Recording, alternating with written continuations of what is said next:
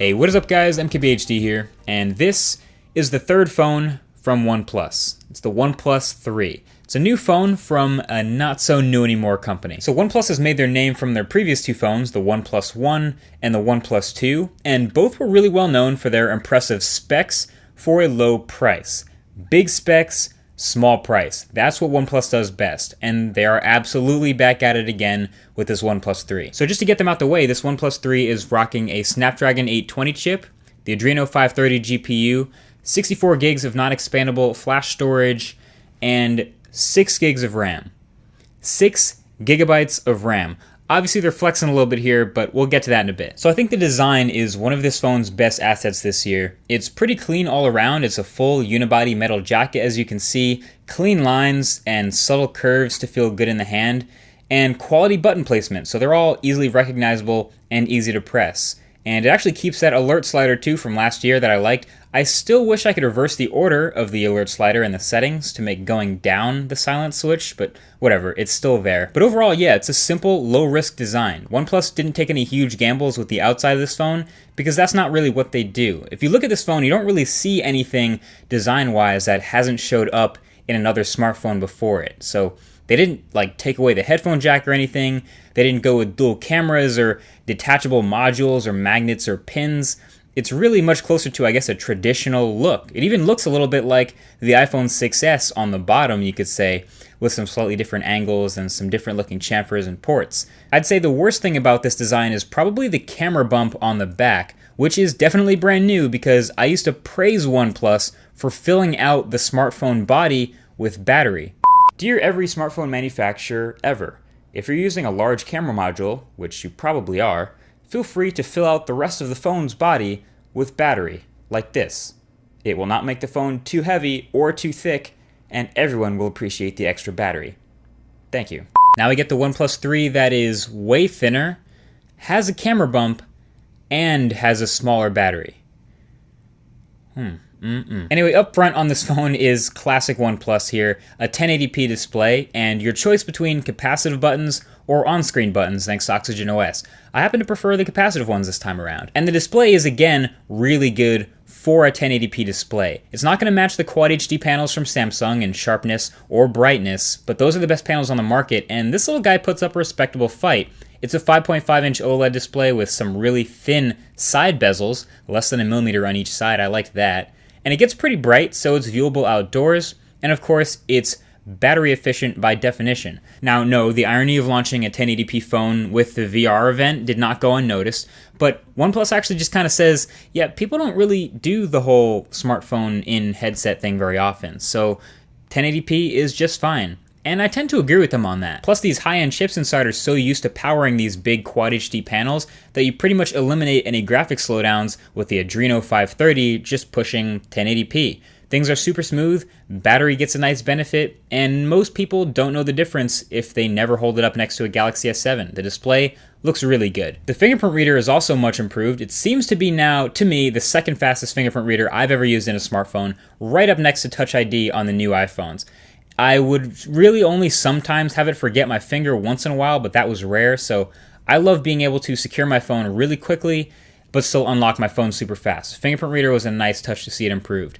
And actually using this phone is the best part of it, in my opinion. Again, it's not really that risky at all. It's Oxygen OS 3.1.1, based on Android Marshmallow, as you'd expect from OnePlus, and it has that stockish Nexus feel, plus a bunch of extra usability features stuffed in there for a better experience. Nothing crazy, not a huge skin or a bunch of new icons or bloatware or anything like that, but more like pure Android plus a bunch of neat customization features that are awesome if you want to use them, but they stay out of the way if you don't. You can definitely tell Oxygen OS has gotten a lot of fine-tuning and polish since the last version, especially on the OnePlus 2, so that's nice to see. And I usually go straight for the Google launcher on most new smartphones, but I like that home screen customization here is now super easy. So with a long press, you can now mess around with what type of Google search bar you have, home screen grid size, etc. And even the shelf is back and a bit better than before. I still don't use it much to the left of all your home screens, but now you can add memos or pin frequent contacts, reminders, stuff like that. It holds an auto-refreshing weather widget now, which is cool. I still think Google Now cards are way more useful though. I kind of just wonder if they could have built in a page like that, but I guess I'll have to settle with a widget or eventually using the Google Launcher anyway. But either way, as you would probably expect, with these top-notch specs, a 1080p display, and near stock Android, and fast flash storage, and a just absurd 6 gigabytes of RAM, this very well may be the smoothest, quickest Android handset I've ever used, alongside Nexus 6P right now. I'm just hoping it lasts. So some phones start off smooth, but then they find a way to stutter and chop, even with high-end specs, because of their software or their bloat. I've been using this phone for a couple of weeks now, and it's held up just fine. I don't think I ever got over 4 gigabytes of active RAM usage during my regular use, even with a game in the background. And I don't know if app reload times even matter after a certain point, because the ones that were cleared from RAM opened up fast again anyway. Battery life through all of this was also pretty good, although I think I kind of expected a little better. It was inconsistent at first, but then it leveled out. I would give it a B+, sort of good rating with a 3000 milliamp hour battery and a 1080p display. So I was consistently getting near 4 hours of screen on time with my usage. I gotta wonder though what they could have done if they didn't make the phone so thin. I mean, 7.3 millimeters in a full metal jacket.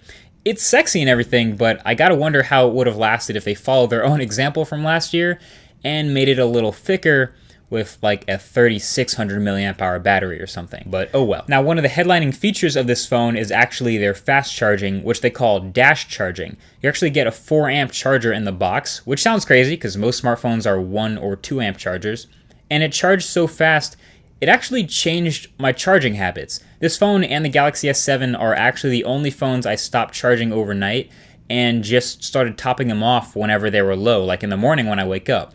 I mean, you can still charge every night if you want to, but when you plug in and get 60% charge in half an hour, you kind of stop needing to. So dash charging is apparently much more efficient with temperature regulation, which is why the brick is a little bigger, but it'll keep pumping the current even when the phone is on and the screen is on and when you're using it, where that's where most other phones will slow down their quick charge. There is no wireless charging since it's a metal back, but I am happy with the convenience of fast charging this guy, just like I am with the Galaxy S7. The camera on the OnePlus 3 has, you guessed it, no big gambles, but just a solid bunch of choices that put it together. It's a 16 megapixel Sony sensor, f2.0 aperture, has optical image stabilization, and phase detection autofocus for the quickness. The camera app itself is decently fast, both to open up and take a picture, so that's good. And by default, auto HDR is enabled, so it doesn't take that much extra time to actually take and process that shot, so that's nice. Focus is nice and quick, but of course you can turn off HDR to speed it up a little more if you know you're not going to need that. But the photos it takes are, I would say, fairly well balanced. They're sort of tiptoeing a line between being vibrant but not too oversaturated, and I'd say crisp without being super over sharpened. Again, you can tell there's definitely sharpening, but it's not too crazy. Exposure, I'd say it likes to overexpose just a little bit, like a lot of other smartphone cameras, but that's fine because dynamic range is actually really good. And this is all really nice to see from a smartphone that costs way less than the top dogs. Usually you see the camera quality dropping off as one of the big sacrifices in smartphones that drop the price a lot. This is one of the areas where the OnePlus 3 held up that really makes it worth the while. This is awesome. I think the mark of a good camera is one that lets you just snap a picture and then put it away and forget about it, and it's an amazing picture. And that actually kind of happened to me. So I was up on campus in a sort of a low light scenario. I was going to go meet some people to play Frolf, and I just looked around and I said, hey, this is like a nice low light camera test sort of environment. So I took a disc out, snapped a photo of it, and then put it away, and then we went and played Frolf. Of course, I come back to my computer a couple hours later, and it's uploaded to Google Photos, and I take a look at it, and I realize, like, that's nice. Like, that's a really good low-light photo. This was the first shot I took, and I didn't even think about taking another one. I just opened the app, snapped it, put it away, and went on with the day, and it looks pretty clean. So it performed pretty admirably in low light, in auto. Obviously, moving objects are still going to be a blur, but the camera also has full manual mode if you want to get fancy with it. It has that and RAW photos, and to top it off, 4K video with stabilization. So it's a complete smartphone camera package. And that actually kind of summarizes the OnePlus 3, you know? It's, despite being so simple, really is still the complete package. It doesn't have any huge, big gimmicks or risks that may or may not be worth the money, like trying to be modular or something like that. But it also isn't like having any glaring omissions or missing sensors or missing NFC like maybe it did last year. You could even say it's boring, but there's a couple first-party OnePlus material cases, so you can check those out if you want the sandstone back, of course. Or there's dbrand skins if you want even more looks. This, for example, is the concrete look. You could say it's groundbreaking. I'll link them below. But it comes down to this. My 5 pillars for a great smartphone are still great performance, display, battery life, camera, and build quality. And it pretty much nails all of those again. I've said it before, smartphones in the last couple of years are getting so good that we tend to measure them by what's wrong with them instead of what's right about them. And this applies again where the worst thing about the OnePlus 3 is that it's so damn clean. It's just almost boring, almost unexciting when you see other smartphones actually trying to be, modular or having these removable parts or magnets and pins, or showing up with these fancy dual camera systems, or trying to be shatterproof.